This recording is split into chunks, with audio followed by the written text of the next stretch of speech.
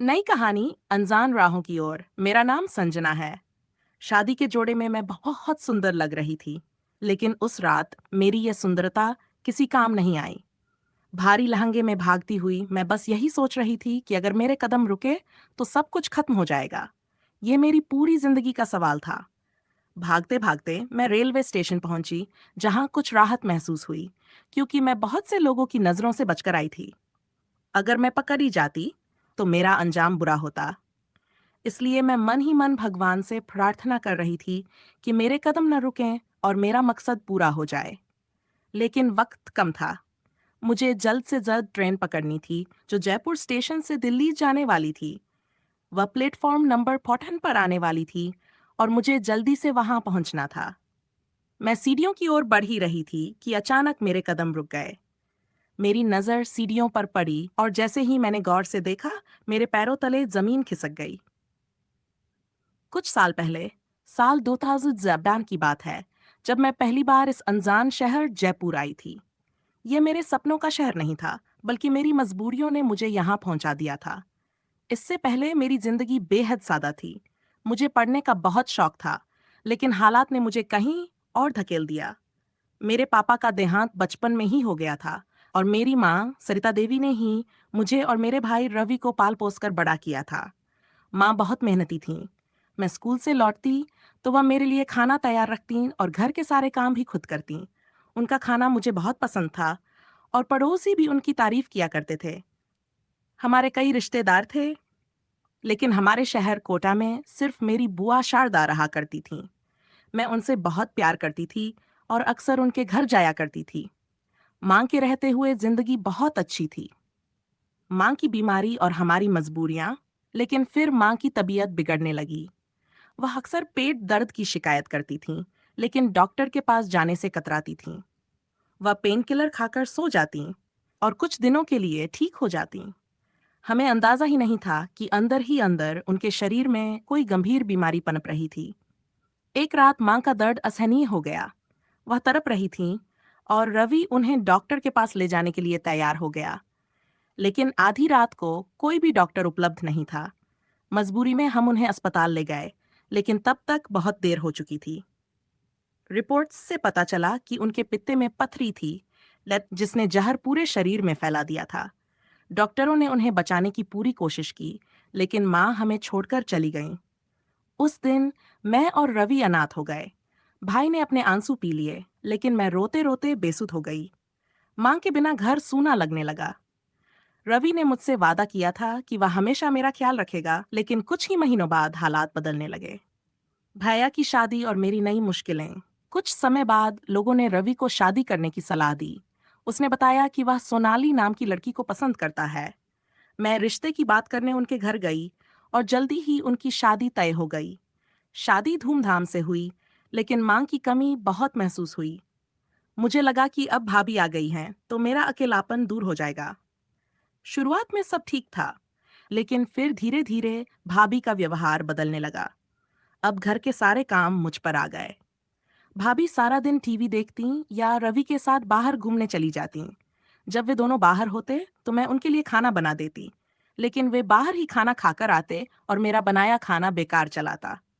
एक दिन मैंने भाभी से कहा, भाभी, अगर आप बाहर खाना खाने जा रहे हो तो मुझे पहले बता दिया करो, ताकि खाना बर्बाद न हो।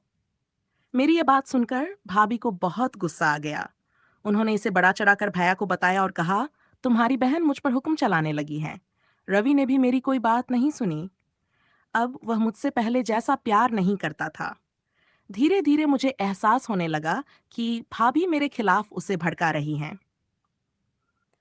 मुझे घर से निकालने की साजिश। भाभी अक्सर कहती कि मेरी शादी जल्द से जल्द कर दी जाए, ताकि मैं इस घर से निकल जाऊं। मैं विरोध करती तो रवि कहता, एक दिन तो तुझे जाना ही है। भाभी बोली, इसके लिए कोई ऐसा घर देखो जहां ये सिर झुका कर रहे, वरना हर किसी से लड़ाई करेगी। रवि ने भी मेरी शादी की बात शुरू कर दी, लेकिन मैं जानती थी कि यह सब मुझे इस घर से निकालने की चाल थी। अब मेरी हालत ऐसी हो गई थी कि मैं हर रात रोती थी। मेरे पड़ोस में कुछ सहेलियां थीं, जिनसे मैं अपनी तकलीफें साझा करती थी। वे भी भाभी की असलियत जानती थीं और मुझे समझाती थीं। भागने का फैसला मुझे समझ आ गया कि इस घर में मेरा कोई नहीं है। एक दिन भाभी और रवि ने तय कर लिया कि अगले हफ्ते वे मेरी शादी कहीं भी कर देंगे। मैंने ठान लिया कि मुझे यहाँ से भागना होगा। शादी की रात जब सब जश्न में थे, मैं अपने भारी लहंगे में भाग निकली। रेलवे स्टेशन तक पहुंचते ही मेरी जान में जान आई। लेकिन जब मैंने सीढ़ियों की ओर देखा तो मेरे पैरों तले जमीन खिसक गई। अगर आप चाहें तो मैं इसे आगे भी जारी रख। अनजान राहों की ओर अगदू। मेरे सामने सीढ़ियों पर खड़ा वह आदमी था जिसे देखकर मेरा पूरा शरीर कांप उठा। ये वही इंसान था जिसने मेरे लिए कभी दुआ मांगी थी, लेकिन आज मैं उसकी दुआओं से दूर भाग रही थी। सिद्धार्थ। मैंने मन ही मन उसका नाम लिया। दूजहन कोटा। सिद्धार्थ से मेरी मुलाकात कोचिंग सेंटर में हुई थी। मैं मेडिकल की तैयारी कर रही थी और वह इंजीनियरिंग की। हम अलग अलग बैच में थे, लेकिन लाइब्रेरी में हमारी मुलाकात होती थी। वह बहुत शांत और समझदार था और मेरी हर बात ध्यान से सुनता था। धीरे धीरे हमारी दोस्ती गहरी होती गई। जब माँ बीमार हुई तब भी वह मेरे साथ खड़ा था, लेकिन माँ के जाने के बाद मैं पूरी तरह टूट गई। सिद्धार्थ ने कई बार मुझसे कहा था कि मैं खुद को संभालूं, लेकिन मेरी परेशानियां कम नहीं हो रही थीं। जब रवि की शादी हुई और भाभी ने मेरे खिलाफ साजिशें शुरू की, तो सिद्धार्थ ही था जिसने मुझे समझाया, तुम्हें अपनी जिंदगी खुद बनानी होगी संजना, किसी के रहमो करम पर मत जियो। पर हालात ऐसे थे कि मैं खुद को बेबस महसूस कर रही थी। सिद्धार्थ ने मुझे कई बार अपने साथ भाग चलने के लिए कहा, लेकिन मैं इतनी बड़ी हिम्मत नहीं जुटा पाई थी। अब जब मैंने खुद भागने का फैसला कर लिया, तो ये क्या मजाक था कि वही इंसान मेरे सामने खड़ा था। संजना। उसकी आवाज ने मुझे वर्तमान में खींच लिया। मैंने मुड़कर देखा। वह मेरी तरफ बढ़ रहा था।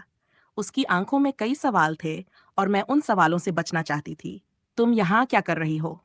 उसने पूछा। मुझे कुछ समझ नहीं आया। मैं बस सीढ़ियां चढ़कर ऊपर भागने लगी। ट्रेन का अनाउंसमेंट हो चुका था। मुझे हर हाल में दिल्ली जाना था। संजना रुको। लेकिन मैं नहीं रुकी। मैं प्लेटफॉर्म नंबर बॉर्स की ओर दौड़ पड़ी। ट्रेन आने वाली थी। मैंने अपनी सांसें काबू में रखते हुए सोचा, बस एक कदम और, बस एक ट्रेन और फिर मैं आजाद। पर तभी किसी ने मेरा हाथ पकड़ लिया। अगर आप चाहें तो मैं इसे और आगे लिख सकती हूँ। अनजान राहों की ओर। संजना, एक मिनट रुको। सिद्धार्थ ने मेरा हाथ कसकर पकड़ लिया था। मेरी धड़कनें तेज हो गई। ट्रेन का हॉर्न सुनाई दिया और मेरे दिमाग में सिर्फ एक ही ख्याल था, मुझे यहाँ से जाना होगा, अभी इसी वक्त। सिद्धार्थ, मुझे जाने दो। मैंने हाथ छुड़ाने की कोशिश की, लेकिन उसने पकड़ और मजबूत कर ली। पहले बताओ कि तुम यहाँ क्या कर रही हो? उसकी आवाज में चिंता थी। मैंने उसकी आंखों में देखा। वही पुरानी परवाह, वही चिंता, वही अपनापन। लेकिन अब मैं उन जज्बातों को नहीं पढ़ना चाहती थी। अब मुझे सिर्फ अपनी आजादी चाहिए थी। ये मेरा फैसला है सिद्धार्थ। तुम्हें इससे कोई फर्क नहीं पड़ना चाहिए, मैंने गुस्से में कहा। उसने कुछ पल तक मेरी आंखों में देखा, फिर हल्की आवाज में बोला, मुझे फर्क पड़ता है संजना, हमेशा पड़ा है। ट्रेन प्लेटफॉर्म पर आ चुकी थी। मुझे जाना ही था। मैंने एक झटके में उसका हाथ छुड़ाया और भागकर ट्रेन के दरवाजे तक पहुंच गई। जैसे ही मैंने अंदर कदम रखा, सिद्धार्थ ने फिर से आवाज लगाई, अगर आज चली गई तो फिर कभी मत लौटना। मैंने एक पल के लिए ठिठक कर उसकी तरफ देखा। उसकी आंखों में शिकायत थी, दर्द था, लेकिन मैंने अपना फैसला कर लिया था। ट्रेन ने सीटी दी और मैं अंदर चली गई।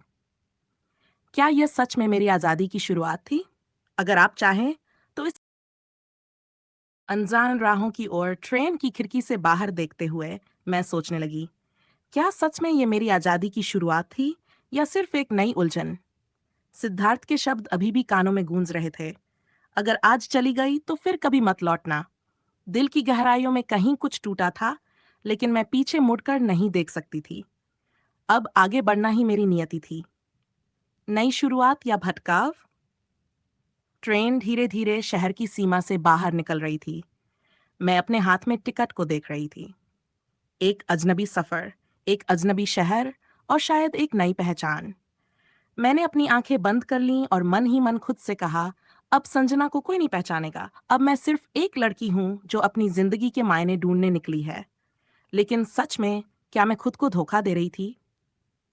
अजनबी शहर, अजनबी चेहरे। शिमला स्टेशन पर ट्रेन रुकी और मैंने अपना बैग कंधे पर डाल लिया। ठंडी हवा ने मेरे चेहरे को छुआ, मानो किसी नए जीवन का संकेत दे रही हो। स्टेशन से बाहर निकलते ही मेरी नज़र एक छोटे से होटल पर पड़ी। मैंने एक कमरा लिया और अंदर आते ही खुद को बिस्तर पर गिरा दिया। थकान सिर्फ शरीर में नहीं, दिल और दिमाग में भी थी। लेकिन जैसे ही मैंने अपनी आंखें बंद की, सिद्धार्थ की वो आखिरी नज़र सामने आ गई। अगर आज चली गई तो फिर कभी मत लौटना। क्या मैं सही कर रही थी?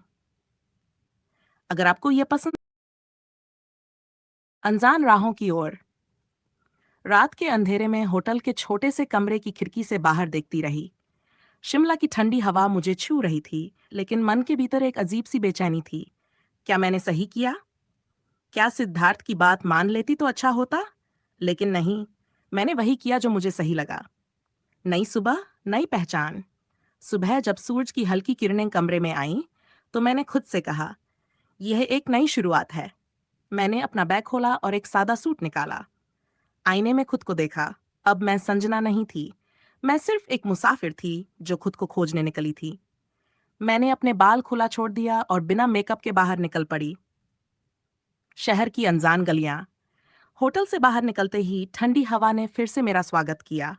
चारों ओर टूरिस्ट थे, कुछ परिवारों के साथ, कुछ दोस्त और कुछ अकेले। लेकिन मैं यहाँ क्यों थी? क्या सिर्फ खुद से भागने के लिए?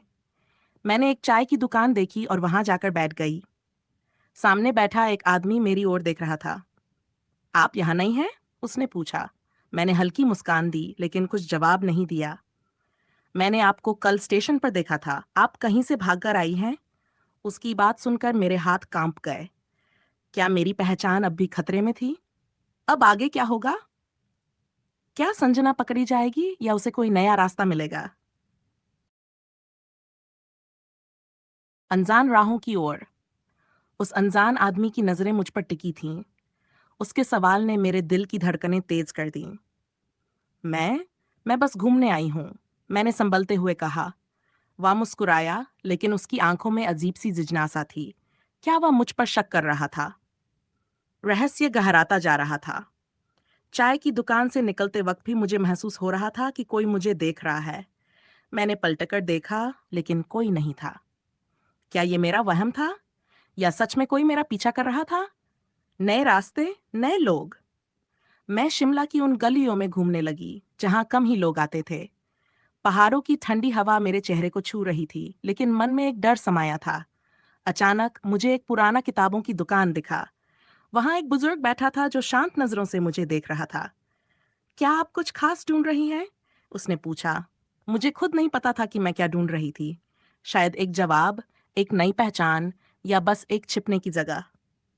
मैंने किताबों को देखने का नाटक किया, लेकिन मेरी नजर शीशे में पड़ी। वही आदमी जिसने मुझसे चाय की दुकान में बात की थी, अब भी मुझे देख रहा था। मेरे हाथ ठंडे पड़ने लगे। अब मुझे यहां से निकलना होगा, जल्दी। क्या संजना सुरक्षित रह पाएगी? वह आदमी कौन था? रहस्य और गहराता जा रहा है।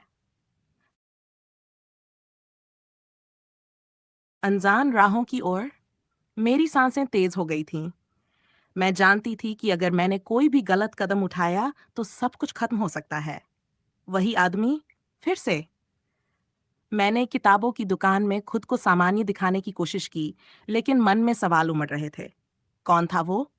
मेरा पीछा क्यों कर रहा था? अचानक मेरी नज़र एक पुरानी किताब पर पड़ी। उसका शीर्षक था अनजान राहों के रहस्य। मैंने झट से किताब उठाई और पन्ने पलटने लगी। पहला ही पृष्ठ पढ़ते ही मेरी आंखें चौड़ी हो गईं। एक लड़की जो अपनी पहचान से भाग रही थी, पहाड़ों में खो गई। मेरी उंगलियां कांपने लगीं। ये कहानी मेरी कहानी जैसी क्यों लग रही है? मुझे महसूस हुआ कि किताबों की दुकान का बूढ़ा मालिक मुझे ध्यान से देख रहा था। उसकी आंखों में कुछ था, चेतावनी या रहस्य।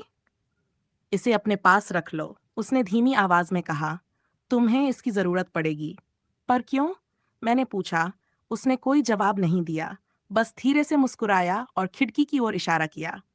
वही आदमी दुकान के बाहर खड़ा था। अब मेरे पास ज्यादा वक्त नहीं था। मुझे भागना होगा, अभी। क्या संजना इस खतरे से बच पाएगी? किताब में ऐसा क्या था जो उसकी कहानी से जुड़ा था?